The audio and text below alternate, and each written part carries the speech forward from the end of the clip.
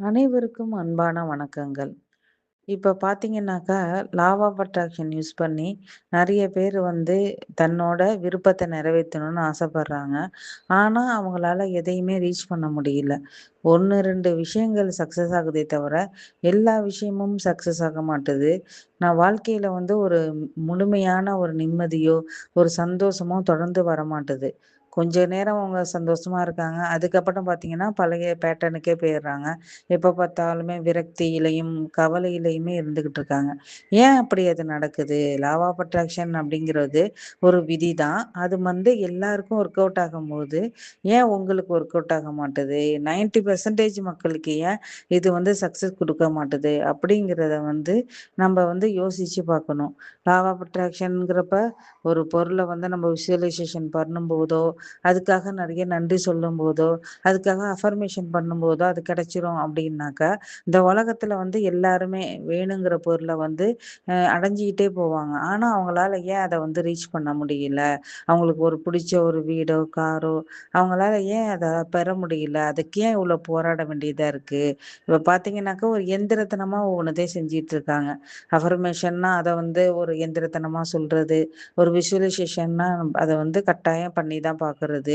அப்படின்னு இருக்காங்களே தவிர, அது வேண்டா வெறுப்பா தான் செய்றாங்களே தவிர, அதால வந்து ஒரு சந்தோஷமா அவங்களால செய்ய முடியல. ஏன் இப்படி நடந்துகிட்டு இருக்குது? ரோண்டா பைரனுக்கு மட்டும் தான் இது வந்து ஈஸியா நடக்குமா? அந்த மேம்க்கு மட்டும் தான் எல்லாம் நடக்குமா? அப்படின்னா இல்ல.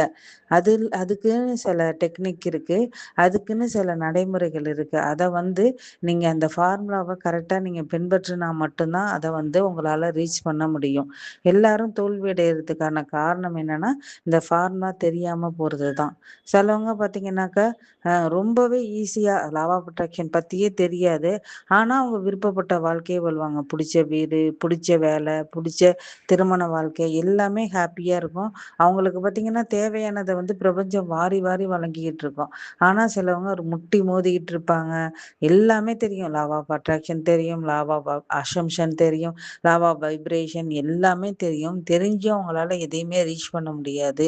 எல்லாம் தெரிஞ்சு நமக்கு எதுவுமே நடக்க மாட்டுதே அப்படின்னு விரக்தியில போயி, எல்லாத்தையும் விட்டுட்டு செவனேன்னு ரொம்ப வெறுத்து போய் வாழ்க்கைய வாழ்ந்துகிட்டு இருப்பாங்க.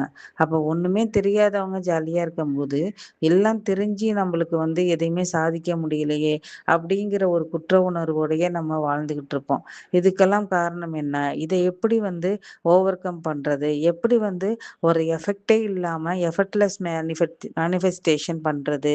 அப்படிங்கிற எல்லா விஷயத்தையும் என்னோட கோச்சிங் கிளாஸ்ல, என்னோட பயிற்சி வகுப்புல நான் சொல்லிக் குடுத்துட்டு இருக்கேன். யாருக்கு விருப்பமோ அதுல வந்து நீங்க சேர்ந்துக்கலாம்.